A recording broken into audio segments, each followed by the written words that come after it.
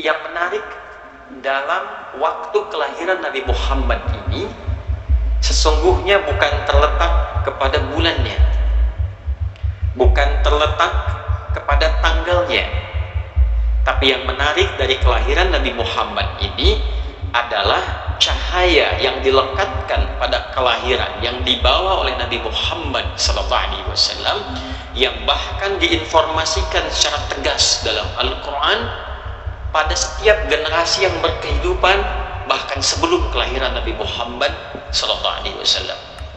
Satu-satunya Nabi yang dijelaskan dalam Al-Quran akan menjadi Nabi teragung, Nabi paling istimewa, membawa cahaya berupa pedoman berkehidupan sehingga mampu mengentaskan, menyelesaikan semua masalah kehidupan di setiap aktivitas hidup yang kita jalani. Aktivitas sebagai personal, aktivitas di rumah tangga, aktivitas di pekerjaan, aktivitas kehidupan sosial, bermasyarakat, berbangsa, bernegara. Nabi Muhammad ini istimewanya tidak hanya sekedar lahir, tapi kelahirannya membawa cahaya dalam bentuk seluruh pedoman yang menjadi solusi dari setiap masalah kehidupan kita. Dan itu diinformasikan pada setiap umat bahkan sebelum kelahiran beliau.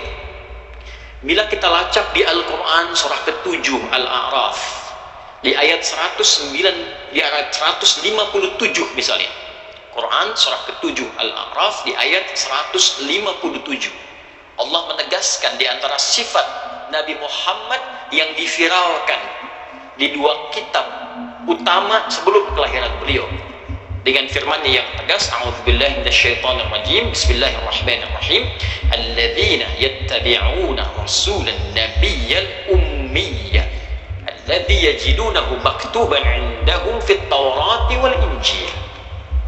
Yaitu ada kalangan ahli kitab yang mengikuti petunjuk seorang rasul, seorang nabi yang istimewa, tidak pernah belajar formal, sekolah, punya guru, membaca, menulis, untuk menegaskan bahwa semua informasi yang dibawa kepada nabi itu bersumber dari Allah langsung subhanahu wa ta'ala. Jadi sifat ummi yang melekat pada nabi itu bukan kekurangan, tapi penegasan mukjizat kerasulan dan kenabian Nabi Muhammad SAW untuk menunjukkan bahwa seluruh informasi yang disampaikan itu bukan hasil pelajaran sekolah, bukan pendidikan guru, tapi langsung diajarkan, diwahyukan oleh Allah Subhanahu wa ta'ala. Ini yang dimaksud kalimat Nabi, "Adabani Rabbi fa ahsana ta'dibi." Aku belajar adab pun langsung diajari oleh Allah Subhanahu wa ta'ala, maka Allah menyempurnakan seluruh perilaku mulia yang melekat kepada beliau sallallahu alaihi wasallam. Itulah sebabnya kenapa beliau disebut dengan uswah hasanah. Quran surah ke-33 ayat 21. Laqad kana lakum fi rasulillahi uswatun hasanah. Kembali ke Al-Quran surah ke-7 Al-A'raf di ayat 157. Alladzi yajidunahu maktuban 'indahum fit taurati wal injil.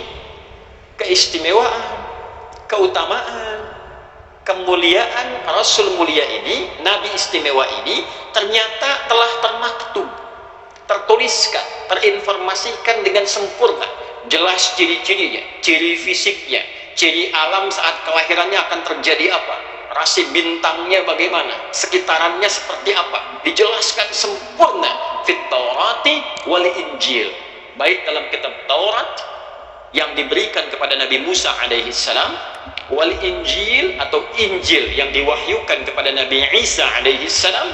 Jadi bisa dibayangkan sejak era Nabi Musa alaihi salam, sebelum kelahiran Nabi Daud, sebelum kelahiran Nabi Sulaiman sampai ke Nabi Isa alaihi salam, keistimewaan yang melekat pada Nabi Muhammad itu jauh sebelum kelahirannya telah diinformasikan. Kelak akan lahir Nabi yang istimewa, Nabi yang agung, semua informasinya bersumber dari Allah, membawa cahaya yang harus diikuti. Ya'muruhum bil ma'ruf wa yanhahum 'anil munkar, akan menunjukkan semua jenis yang baik-baik yang harus kita ikuti dan kita praktekkan dalam kehidupan. Jadi kalau kita ikuti, kita akan jadi pribadi yang terbaik. Petunjuk menjadi anak yang baik, diikuti, jadi yang terbaik. Petunjuk jadi suami yang baik, diikuti, jadi suami teladan. Tunjuk jadi guru yang baik, diikuti jadi guru yang istimewa, jadi pemimpin, jadi panglima, jadi tetangga, jadi kawan, jadi teman, jadi apapun melekat pada kehidupan Nabi. Itu yang menjadikan setiap kita membaca sirah Nabi lengkap isinya. Dengan tetangga bagaimana, dengan teman bagaimana, menjadi guru bagaimana, menjadi murid seperti apa, jadi suami seperti apa, jadi ayah bagaimana, jadi anak, jadi kakek, lengkap semua. Tidak ada satupun Nabi yang bertugas di muka bumi yang semua aktivitas hidupnya lengkap menjadi teladan dalam kehidupan. Nabi Isa alaihissalam bagus ajaran kasihnya, tapi tidak bisa jadi teladan di kehidupan rumah tangga karena beliau tidak menikah selama hidupnya. Tidak jadi pemimpin dalam panglima, dalam militer, dalam konteks berkehidupan sosial, tidak selengkap Nabi Muhammad SAW. Demikian Nabi lainnya, Nabi Musa alaihissalam, Nabi Daud, Nabi Sulaiman, sampai bahkan ke atas ke Nabi Adam alaihissalam. Nabi Muhammad mewakili seluruh jenis keteladanan di muka bumi.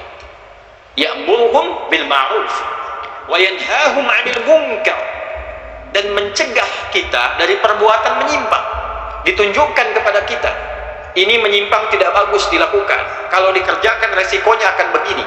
Maka Nabi melarang kita, jangan berdusta, jangan fitnah, jangan menjelekkan orang, jangan bikin hoax, jangan berselisih, jangan mengadu domba, jangan. Dijelaskan akibatnya, kalau melakukan ini nanti akan celaka, nanti berubah karakternya, nanti ditinggalkan orang, nanti Allah nggak suka, nanti rezekinya nggak berkah. Diterangkan mana yang bagus untuk diikuti jadi ideal, dijelaskan mana yang tidak baik tinggalkan, kalau dilakukan akan celaka. Maka kerjakan, tinggalkan, do it, leave it. Kalau kita mampu mengontrol itu, mengerjakan yang baik, meninggalkan yang buruk, maka kita akan menjadi manusia dengan tipikal paripurna.